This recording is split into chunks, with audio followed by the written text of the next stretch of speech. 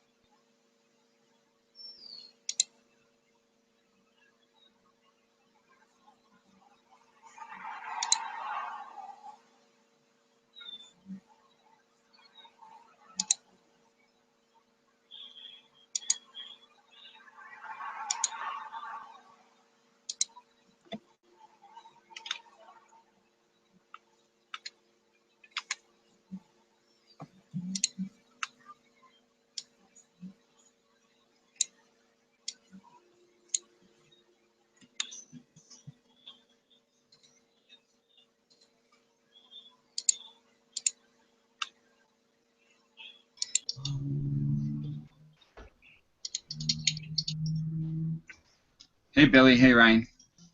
Hey, guys. Hey, guys. How's it going? Good, thanks. Just getting ready for the rest to join. Let's see, my camera's not working, it seems. Is that working again?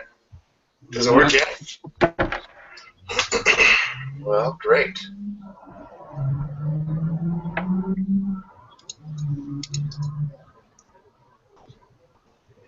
You babysitting tonight, Dan?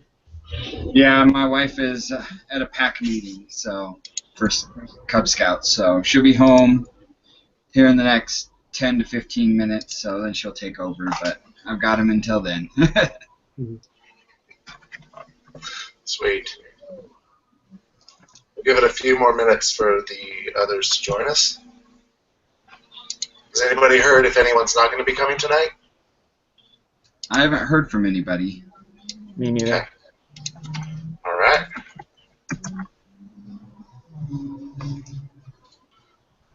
Everybody have a good week. Good Father's Day. Yeah? I did. Anything exciting?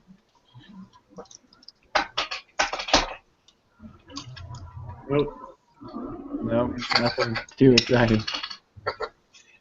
My wife took me ziplining through the redwood forests here in California. Sounds awesome. It was a lot of fun. So you live in California? Yep. Out here in the Bay Area. There. I'm in San Diego. Oh, yeah. Nice. Where do you live? My wife was in San Francisco about 9 months ago. Oh, you were here? Yeah, just visiting. Right. Nice. Yeah, I'm in the East Bay in Pleasanton specifically. Okay. Yeah. I have a buddy who lives in Antioch.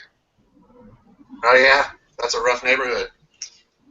Yeah, he's not there because he wants to be. Is it for some sort of manufacturing or refining job on the Bay?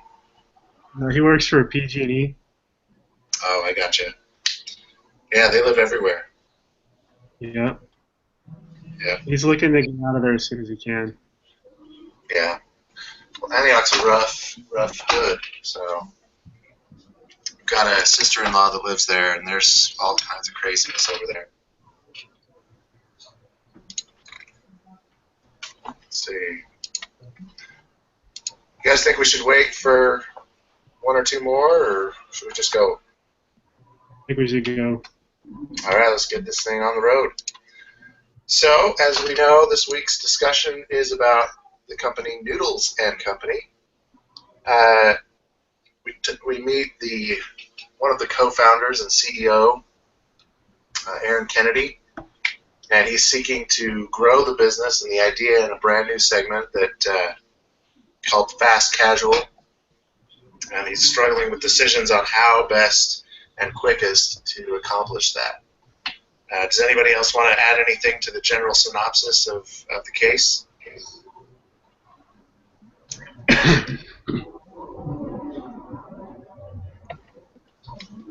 Should we start with a prayer? Oh yeah, sorry guys. Apologize.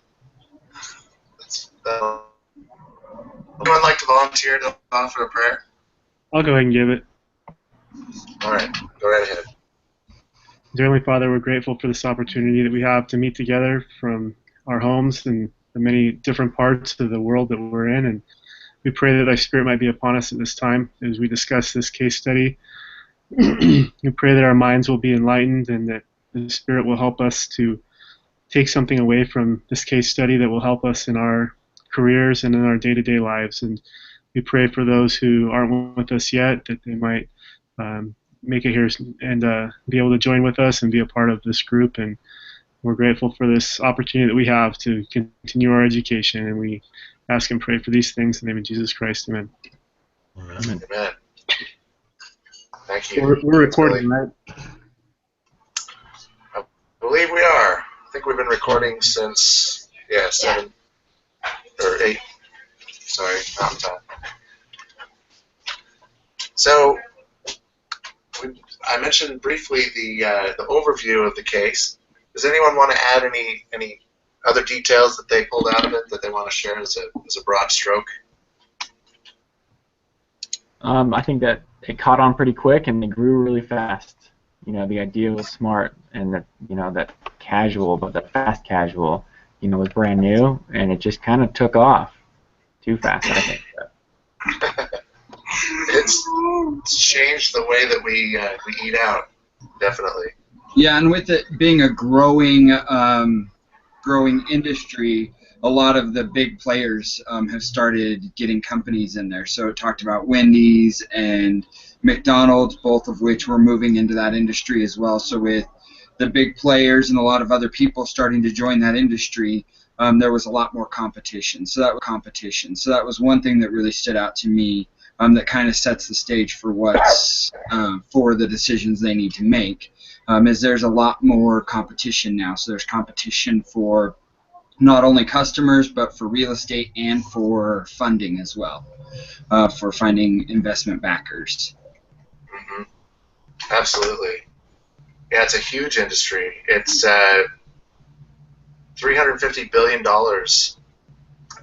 with projected growth of 15 to 20% on an increase of about $5 billion per year. So they're expecting to grow another 15 to 20% bigger than 350 billion in that segment. But that's not all Noodles and Company. That's total. But it's kind of interesting that this segment didn't exist, and then it just took his idea of eating at a noodle house, or at least it didn't exist on this scale. And he saw an opportunity and went for it. It's really pretty cool. So. Yeah, it wasn't easy in the beginning. He had a few bumps in the road, so he was, there for a while. It didn't look like he was going to be too successful at all. But once they got it, the first couple ironed out, then it took off from there. Absolutely true. Yeah, it wasn't smooth sailing from the start. It was definitely like every small business. As it grows, there's a lot of uncertainty.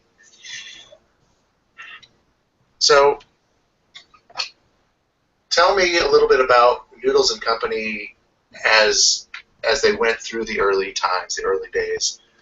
What were some of the specific experiences that helped shape and grow and kind of refocus their direction as they grew? The early days. Well, they didn't have a lot of success at the beginning, and I think partially they went to two stores almost right away, and they didn't really. It made a comment that the food wasn't as good as it could be, and that customers weren't really in love with it to start out with, and so they kind of refocused their efforts and went around to other noodle houses and kind of started gathering ideas and refining the recipes and refining the atmosphere so that they could launch a company that was more successful. So once they did that, then they took all that information they gathered, went back, reformulated the recipes, redid the atmosphere, and then at that point is when it started taking off. Right. Yeah, one thing that I think shaped them a lot was that they had lost $18,000 the first 2 months, and then $12,000, and they didn't even know it because probably they didn't have a great system of accounting and managing. So after that scare, I bet that shaped them, and they were always paying attention to the finances. And then also, like Daniel said, when they went to the noodle houses, they were just finding weaknesses of the company, and then just assign someone to work on each of those. So, and also, they took some investment to open a second shop. Oh no, that was before. But they took an investment to open a second one, and then they realized that it was just too much because they were having a hard time even with the first one, and then they were having to work on the second one, and I think that shaped them because you could see how careful they were about expansion after that. That they were always trying to have a big plan right from the beginning in order to expand. Yep. Anyone else?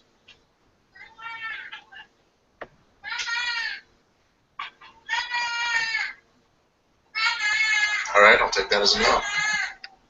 Does anyone want to comment about one of the experiences or any of the experiences that helped them specifically turn the corner from struggling, and some of the key elements as far as what it took to make them start to succeed rather than losing $18,000 a month?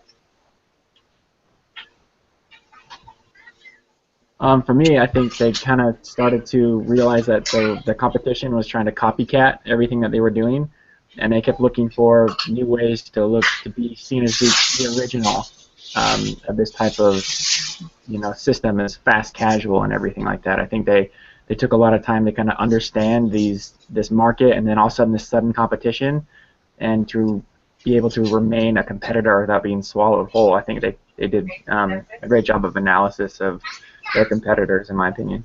Mm-hmm. I think they mentioned that the first two stores. Sorry, go ahead. I was just going to say, I think the big turning point that they said was when they were on their way back in the middle of June after heavy rain to find their second store was flooded, the basement was flooded. And so Kennedy basically said, we're at a turning point here. We either continue on with this plant that we're doing, or we stop and we figure out what we're doing wrong. And that was when they made a list of 15 weaknesses that needed to be addressed. And they kind of divvied it up between him and I believe at this point there was two other people that were helping him out. I can't remember, but they divvied it up between them and kind of went to work on these different things that they identified. And from there, they started seeing the upward trend, and everything was for that. Exactly. Isn't it interesting how sometimes a crisis can force us to examine the details that we've been ignoring? And they really saw that they were under do or die mode, right? It really put them into a place where they did have to go out and see, hey, is this worth it? What are we doing right? What are we doing wrong? You know, what should we do? How are our competition doing it? And that I think, at least from the case study, really did prove to be that hinge, that turning point that that you mentioned, Billy.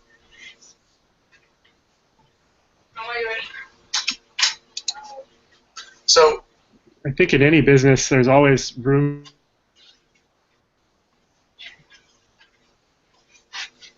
did we lose Billy? I mean, there's always looking for ways to improve on. You cut out there for a minute, at least for me. Did anybody else catch that? Yeah. Okay, I didn't get any of it. Sorry. I was just saying, like, in anything, we always need to be looking for what are our shortcomings, where are we falling short, and what can we be doing better as individuals, as companies, or in anything. So, that was a good experience for them to share, for us as individuals to take from that, and try to always look for areas where we can improve as well. Absolutely. So, do you feel that they did that well? That what did they specifically mention as far as their strategies? Does anybody have a case study up in front of them? Some of the things that they mentioned were what they wanted to focus on to improve. Well, one thing that they did was check out the configuration of the real estate. I think they were trying to hit the sweet spot with the size of the restaurants, because they realized that they could have it in a different kind of place, even inside the malls, and that it would be more profitable than the buildings they started off with. So that was one thing, and then later on, then they realized that they could invest in better places, like better real estate, like just like A locations, and it would cost them more to invest there, but they would get more in profits than in other places that would probably it would cost them less to get that real estate. Definitely, real estate was a big key to their success, I feel, and you nailed it on the head. They said they had what, 4 specific, or was it 5 specific types to look for when they're opening a new store that they felt they could be successful. They identified specifically what makes their restaurant thrive, and that was definitely a key to their strategy. What about their culture? What changed about their culture at that time when they reevaluated? What was the culture like before and then after?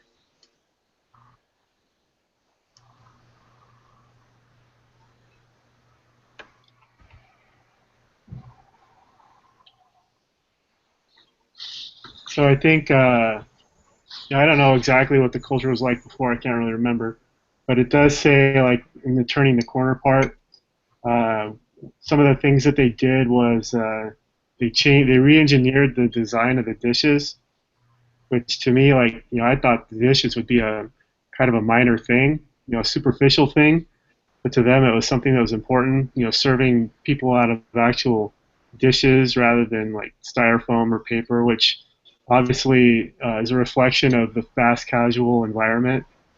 And also talks about how they changed from steam tables to saute lines, which that's might as well be speaking Russian to me. I don't really know what that is, but obviously it had an impact in what they were doing. Uh, Gave them the opportunity for fresher foods, capitalize on visual and aromatic benefits. They introduced servers and table numbers so that the customers could be seated after ordering and paying for their food. Then they changed the color scheme, and actually Aaron Kennedy and Tom Wagand actually painted themselves. It says they literally came in at night after the shop had closed and painted. So they did a lot of things, to change the whole feel of the experience, make it kind of what I think Aaron Kennedy had visualized from the beginning, but maybe they kind of got caught up in the hustle and bustle and missed those aspects early on. Hmm. I think that's absolutely true. By upping the quality and looking at the whole experience of the food, they really did transform the whole experience for their guests, which was something that he mentioned early on, that one of the reasons he left Pepsi was because he wanted to stop focusing so much on store managers and big accounts, and he wanted to get back to the consumer, direct consumer connection. And I feel like a lot of what he did in the Noodles and Company venture is focus on the human experience, the individuals. When he introduced the mantra, every bowl, every guest, every bowl, every time. Yeah. It's Yeah, a something like one-to-one that. or a one at a time kind of mantra that can completely transform the culture. Yeah, I think it's And kind of kind of interesting the vision of the company. I think it's interesting that the first thing he wanted to change instead of was like the environment and things, he focused on like just like how Billy said, like the dish, and then he built the environment around it. You have a crappy dish in front of you, you know what environment you're sitting in. You have something really nice, you got to create that environment as well too. I think it's kind of a unique idea and tactic to redefine yourself. Is like, let's build it on this and everything around it and create the environment and just start from what we're really all about, which was that awesome meal service, the meal itself, and then make it an experience. So. Right. And one thing I remember about the culture is that at the beginning they had, when they were figuring out, they had two managers. Remember, like they had one floor manager for one shift and another one for the other. But they knew that they actually needed four, and people were working too many hours. So they took the hard decision of having those four, like one the front, one the back, at all times, and change the culture to be more help people have more work-life balance. And they probably took a loss at the beginning, but afterwards it paid off, and that's some of the things that set the culture of the company. Because I think we've all been to like a restaurant or a fast food place where you can see that the employees are very stressed out and they're tired, and it just makes it less enjoyable. Yeah, that's one of the things I was going to say is they later on it talks about the employees and how it wasn't just a focus on customers, which it was, but it was also a focus on employees as well. So they did everything that they could to try and make it easier on the employees, as well as try and retain the employees and to build them within the company. And it talked about one of the ladies that started in a very menial position, and she went on to be one of the store managers at one of the other locations. And so that kind of shows the culture of training from within and growing from within as well. And I think that was a big part of the culture that allowed them to make this shift, is by putting emphasis on your employees as well, they put emphasis on the customer, and through that they're able to give the best service to the customer as possible. They didn't, yeah, exactly. They did focus a lot on these feel valued. They didn't go into a lot of very specifics about the rewards programs and the incentive programs, but it mentioned that they did have individual and team goals that were very clear that the employees could reach and get bonuses, so they could see, how the company and the individual stores were doing. Mm-hmm. And I thought that was important. I think it showed in there. It talked to, and I don't know if it's in this section, but it may be what you're mentioning is transparency. It talked about really giving the employees a little bit of ownership, not necessarily ownership, but I mean letting them know how the stores are doing and being open with the bonus. They cared a little more about the company and about how the stores did, and I think that really helps with the culture of the company. Absolutely. Did anybody go out and look up the definition of the word teaming from last week's discussion? Was that no? It came up again in this week's discussion outline. That basically what is their now after the turning point and modern their current teaming model?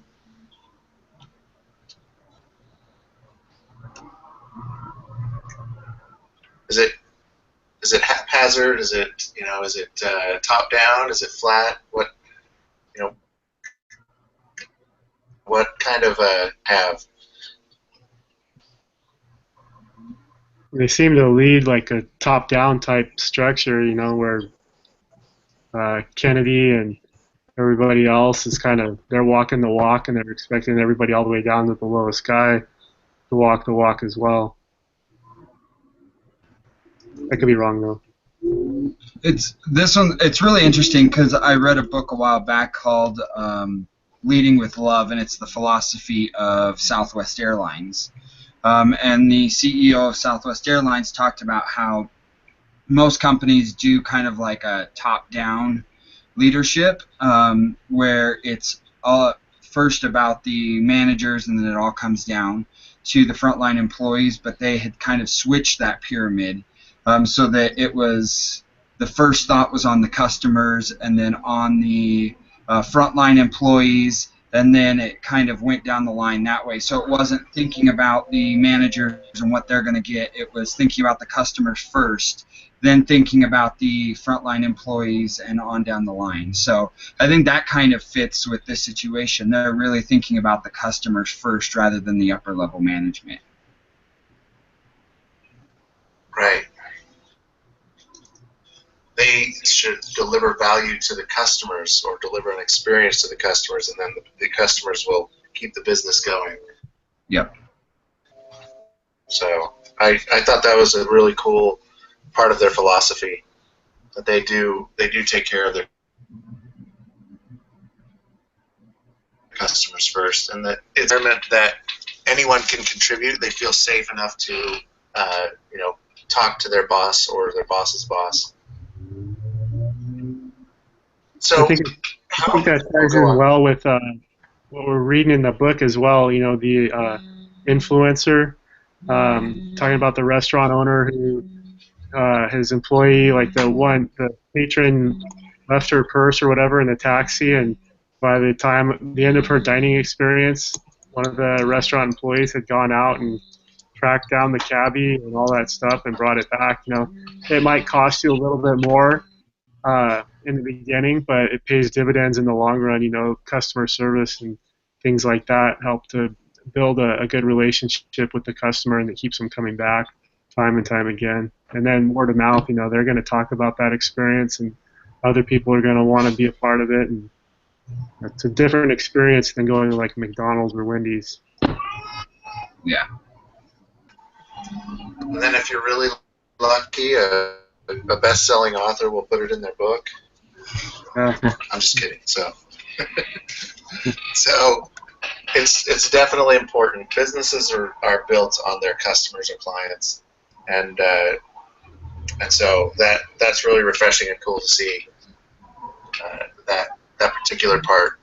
So how does Noodles and Company grow in the case study? What's their model for expansion? Well, it's all company-owned stores at this point. So they're growing, and they're growing quickly. And it did say that their goal for the next year was, I believe it was like 32 stores, and then 46 stores, and then 60-something stores, and then finally 100 stores that last year.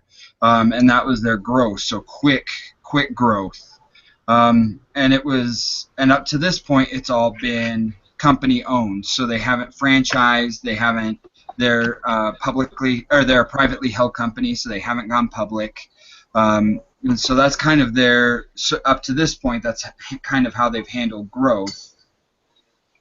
It's just internally.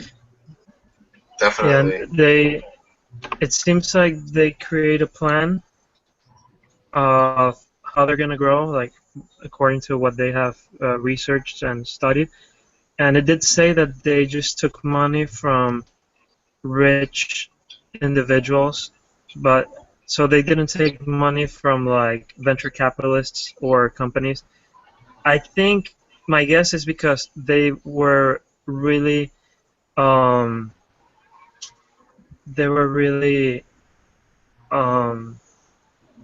want to give any control to anyone or take opinions from some outsider that thought he knew better and bring like maybe industry ideas. They probably wanted to keep it very original and be flexible. I don't know why, but they did say that they weren't taking money from those kind of investors. Well, and the thing you have to think about when you go with like venture capitalists, their main goal is turnaround. So with them, it's all about exit strategy and quick profits. So you kind of do have that pressure as well if you seek venture capitalists compared to seeking, I guess it would kind of be like angel investors is the way it would be in entrepreneur terms, the rich that are just kind of funding them compared to the venture capitalists. It's less pressure and it's less on their terms and more on your own terms, just like Fernan said. Right. So it sounded to me like they were mostly working with venture capitalists, and they did have to pay them back, at least partially. Some of them kept stock. So did they have any sort of specific strategy as far as location or geography, as far as where they were at? Like what regions or markets were they headed for, and what's their plan to dominate the world? So they did want to take over the Midwest, and then it said also that they wanted to get into Europe and also possibly into the Pacific Rim. But that was in the future. Yeah, and it was also mentioned like how fast it was. I have a quote from the reading. It just talks about like the story to shareholders from the beginning was, maximize early stage value by building up to 40 stores in 5 geographic diverse markets in 5 years. Like amazingly fast speed in a wide variety of locations. Yeah, and it did say that they were planning that next year they were planning on 3 new markets just that next year. So it does kind of show how quickly they're planning on expanding into new geographical markets. So I found it kind of odd, and maybe you guys did or maybe you didn't. They're expecting all this growth, but yet they really don't have a financial plan. They need capital to continue building like they are, but here we are talking about what are their options. Are they going to give franchise opportunities? Are they going to go with joint venture? Are they going to go with public stock options or what? Isn't that kind of one of the first things that you think about when you're looking at growth is how are we going to pay for this? That and do we have enough management or well-equipped enough management to lead this kind of growth and expansion to stay like standardized across the board as well? Like you start going that fast, you can't really maintain control of every single part of your company. That's something I definitely had concerns about. Right. There's definitely those concerns. I think in those things is where you can see that they were kind of new to this kind of growth or this scope of a business, because yeah, it does show that some experience, and when they don't have a plan for certain things, like you can tell that none of them have been in that situation before. But I did like that I think it was the CFO, they had a lady um that had worked in another company right before it went public. So at least in that I wrote down in my case that if they were going to go public, like she had experience in doing that kind of thing. Yeah, that's what I said as well. Because she actually was there through the IPO, so she actually helped them get through that. So she has the experience, she's got the knowledge to do it. So they're actually in a really good position right now to go public, based on her expertise as well as what the expansion they're trying to go for. The amount of capital they're going to need to be able to expand that quickly. Really, one of the only ways is going to be through going public, is kind of what I felt. So I did bring that up, that would be a good option for them to consider. Definitely, it's a valid option. And they mentioned in the case one other company that they headed towards going public, and then just before the IPO, they were bought by somebody else. Remember that? I don't remember what company it was. So let's talk a little bit about the advantages of all of these different strategies for growth and financing. What about the staying as they are option? What are the advantages and disadvantages of that? They Well, maintain control. go ahead. They maintain control, but they don't have the capital, and there's no way to generate the capital that they need to continue to grow as they desire. Yeah, that's what I was going to say. They get to maintain control, but it's also going to be a lot to do it that quickly. With the current structure that they've got, they're going to need a lot more funding. They're going to need to hire a lot more people to be able to expand at that rate. And it was saying that each store was going to be $400,000 to $500,000, and if I think I figured it out, and it was times 241 stores is what they were wanting to open within that 4-year period. So if you look at that, it was over $100 million that they're going to need within 5 years to be able to expand at the rate they're wanting to expand at, and that's an overwhelming amount of money. That's not operational cost either. That's just getting it built. Yep, that's just the building costs. Right. That's a lot of money to try and raise, or from with your little group of investors, even if they are, loyal and rich. Mm-hmm. So what are some of the advantages of forming a strategic partnership? Like they said, Starbucks and one other one did.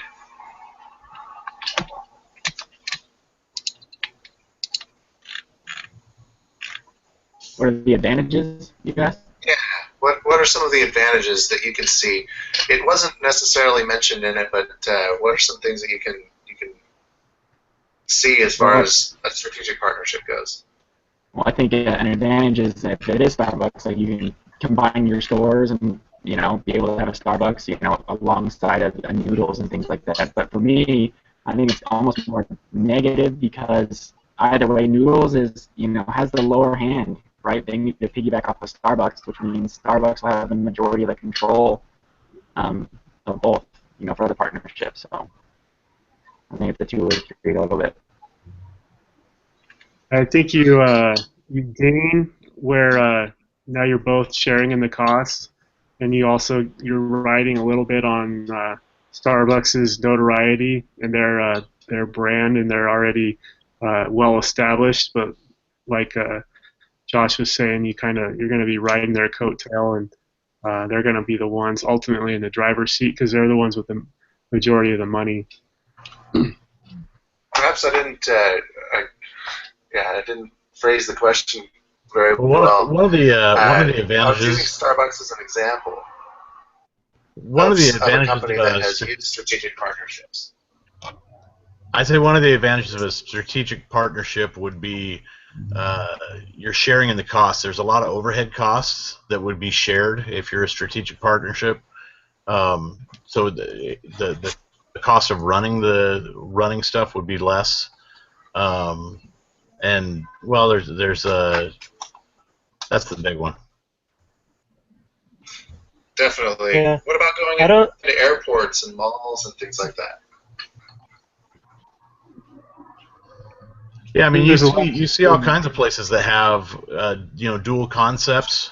If that's what you're talking about, like a dual concept store, they save on construction costs, they save on operation costs, and then, like I said, the overhead as well, and real estate costs. Yeah.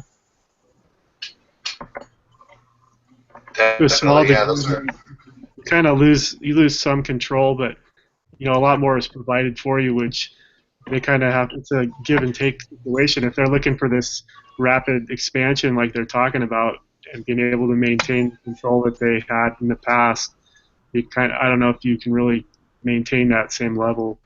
So. Mm-hmm. definitely. So, what about franchise models? That's a very popular model for restaurants growing in this way. What are the specific reasons that you think most restaurant chains go franchise model?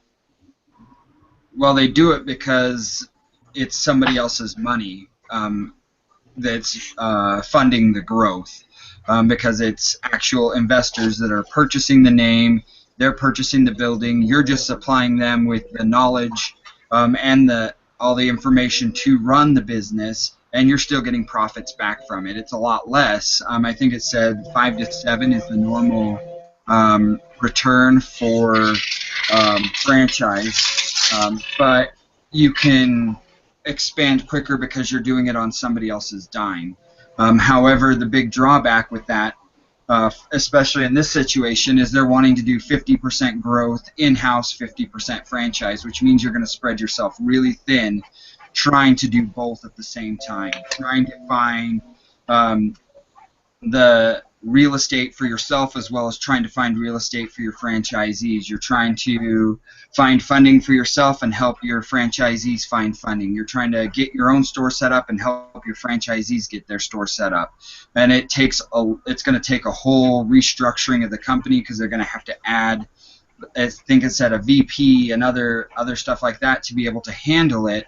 But this is their first time doing it, so they're going to spread themselves really thin trying to figure that out while trying to do their own thing. So in my opinion, with the way they're wanting to do it, it's not going to work well. They need to either plan on cutting back on the franchising for now or cutting back on their own growth until they're able to figure out a good balance there.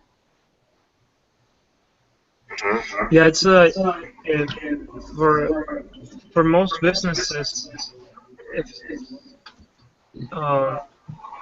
sorry, there's an echo. But you hear of them going all the way franchise or private ownership of other stores. So I haven't heard of many businesses that do both combined. I think it would be hard to focus on both things at the same time.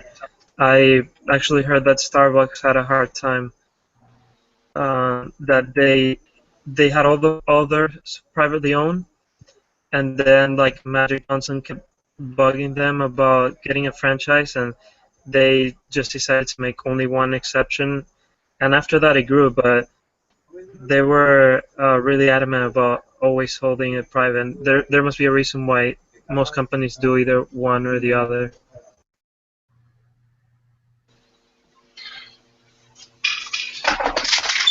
So, yeah, I happen to know a business owner here in Pleasanton who has built on both franchise and corporate ownership, and he's expanding his business in a huge way. He's growing similarly, about 20 stores per year, and about 25% of them are corporate owned, and the other 75% he's doing franchises. What I've learned from him is that yes, it's fast, but it's also a whole lot of effort to get the culture to be consistent and to standardize all of your processes, your training, your employee programs across the board. And a lot of the franchisees have really strong personalities, and so it can get messy pretty quick. But you need to make sure that you retain control of your brand and control of the customer experience, because of course when they're using your name on their store, they expect to have the same experience from store to store. So there's definitely advantages, but also some important drawbacks that need to be addressed. And I think that's where Noodles and Company has, they're doing well, is their standardization, the way that their processes are, because you want to standardize it. You want your processes to be to the point where, for lack of a better word, a trained monkey can come in and do it. But they're pretty standardized, and they know what they want, and what they're looking for, and I think that lends itself towards franchising. But yeah, there's going to need to be a whole team, management team just for the franchising that's going to have to come on board.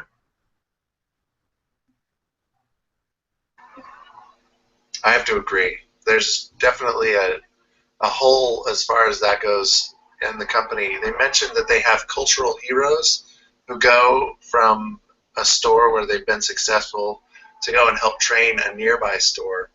But I think having a department of even a small department of people who can keep the consistency and go around and share, progress and improvements in the program throughout all of the locations might be helpful, as if they want to do a franchising, or even just to continue their growth model as they are. So maybe I'm showing my ignorance here, but is there a reason why their growth strategy is so robust? Couldn't they try to downsize a little bit and work within their means a little bit better, right, rather than stretching themselves so thin? That's a great question. What are some of the do it so quickly? We talked about best to market versus first to market. Yeah, I think that was the big thing, was getting out there before the copycats and staking their claim. Yeah, being first to market, that was their big thing, and they talked about that a couple of times. So I guess they just wanted to have everything rather than just being content with what they had. They wanted everything. So it's kind of, is it greed, or am I just kind of missing the mark? Do I not have the business mentality? Well, they're also looking for a return for their investors as well, because that's one of the things they talked about is the reason they're growing is because they want to supply that return for their investors that have invested in the company. So that's part of it. But yeah, I agree that they kind of should scale back and maybe not be as aggressive on their growth strategy. So you're not wrong. Thank you. Yeah, there's definitely, it seems like big numbers to us, but I can tell you that when you're expanding into a new market like they are doing, it can mean the difference between being in business for 5 years and being in business for 100 years. It's any business coach will tell you that if you have a new hot item, it's very important to take the right strategy to maximize it, both in the short and the long term. And I think it mentioned that at least in consumer goods, being first to market means you retain 40% of the market just because you were first to market, which is huge.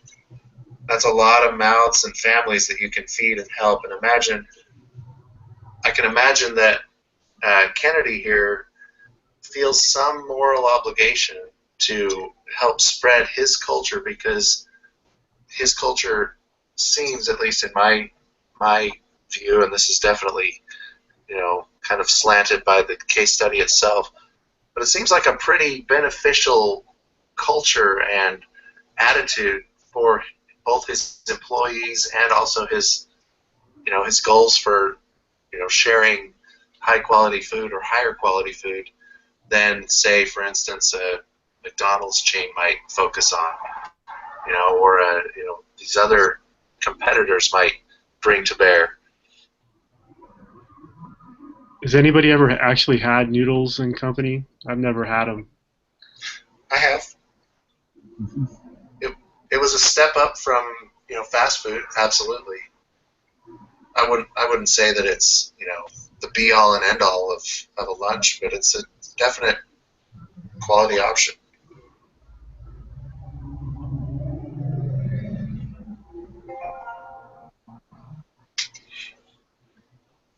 So what do you guys think they should do? Do you think they should scale back their expectations or go with a franchise model, or? Well, what I recommended is one of two things. Either they consider the going public option so that they have that backing and that funding for real growth, that they can hire more people, they can expand and then have that support underneath them, or to maybe scale back on the franchising, or scale back on their own stores a little bit, so they're not expanding at 50 and 50 and trying to spread themselves too thin. Maybe start out with more company-owned growth while they figure out the franchising part of it, and then once they get that going, then maybe transition more to franchising and away from the store-owned growth. So those were my two suggestions, because I feel like those would give them the best options for success. What about the rest of you? What do you say? Initially, I was for the franchise option, but after listening to Dan and some of the kind of pitfalls of that option, I tend to lean less towards that, and maybe like he said, and scale that part back. But I think also that they need to kind of look at their goals and then their ability to really grow and maintain the control and the culture that they want to maintain so bad. And maybe, I understand the importance of first to market, but maybe in an effort to try to stay true to their culture, maybe they need to downsize just a little bit. Maybe look for other markets, maybe on the West Coast or the East Coast, or outside the United States, where the noodle thing hasn't really hit yet, and maybe they can expand in those markets as well. I don't know. There's just some thoughts that I was just thinking about. Mm-hmm. Yeah, I thought that the best thing they could do was to go public, because they would get a lot of cash from it that they could invest, and they would keep control of the company, of all aspects of the company. And it would be different than other kind of investments, because they could still work patiently into getting it right, and if the plans change, they could work on getting their stores and their model just right, and maybe adjust the expansion, but they wouldn't have a pressure of some other kind of investment, and they would have the control that they had, and they wouldn't need to build a whole new structure like for franchising, and have something that would distract them from what they were already doing.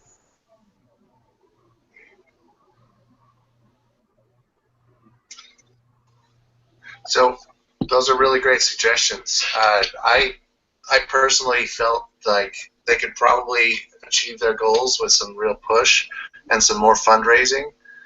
and that way they would get money and also retain control as well. So that's kind of where I went with it. Franchising is definitely a tempting option, but the profits are so much lower. Yep. I mean, you're going from 100% profits to 5 to 7%, which is a ginormous hit. So, yes, fast growth is good, but you have to open up, 95 times as many stores almost. It's ridiculous, and the work involved in opening franchises is significant. Yeah, you're using other people's money and they're hiring contractors, but you still have to inspect and train and standardize, and it's a ton of work. So, you guys want to know what they actually did? Yeah. Whoa! Somebody lived next to the Indy 500? I live right on a main road, so we have motorcycles that drive by all the time. All right, just wondered who that was. Fantastic. Well, I read an Inc.com article interview with the current. Who is he? He's the current COO. His name is Kevin Reddy, and he talks about how they have built out from 13 stores to 420 stores in 7 years. So they're up past their goal. And he said that they did it by doing it privately. They did not go franchising, except in a few very rare exceptions. And by doing it that way, they have grown so huge, and it's incredible to read his point of view in a real interview. And he talks about why would they even consider franchises, and it's great. He says that they're still growing, and this article is written in, what's this? Oh goodness, I don't know. Doesn't say. He says they're growing in one of the fastest rates in the restaurant industry, and they're doing it under the company model. Allows us to grow in a very disciplined fashion. Still, franchising creates opportunities. It allows entrepreneurs to contribute their unique skills and to help drive company growth.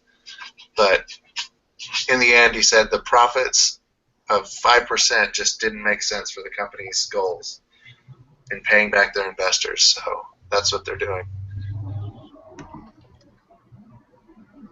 Does anybody have any last thoughts or other tie-ins that they wanted to make to this case study?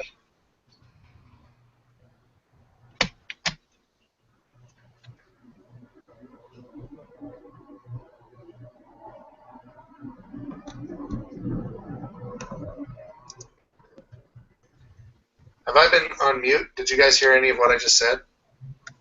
Yeah. Yeah. Any last thoughts from anyone? I don't have anything else to add. Nope. Go get some noodles. For like this last 3-4 minutes? Yeah, we heard you. It was solid. Well, and it looks like Noodles and Company did end up going public as well. I was just looking to see what year they actually went public, but they are a public company now as well, so they did go public. Yes. Did they make a ton of money?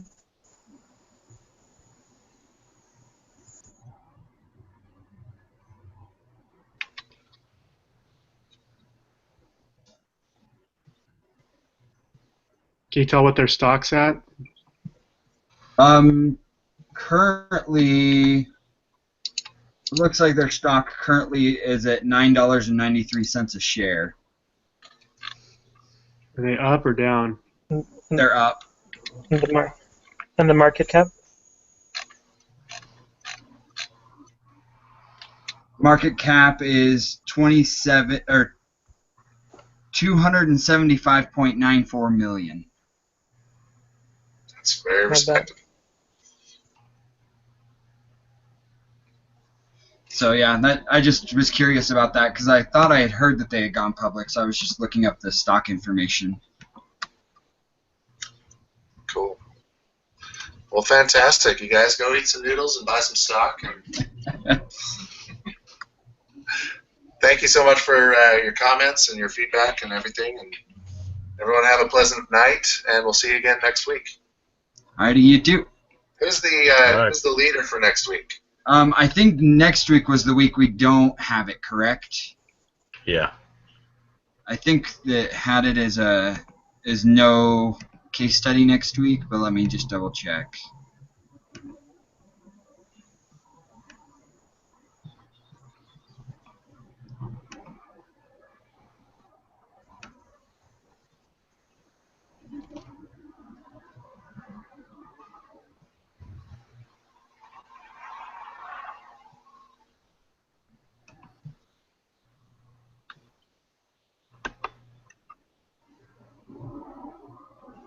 Okay, so it says for next week, it says this week's case study will be a deviation from the usual lesson pattern. You will study and prepare on your own and complete a write-up. However, you will not study a Harvard case or meet with your group.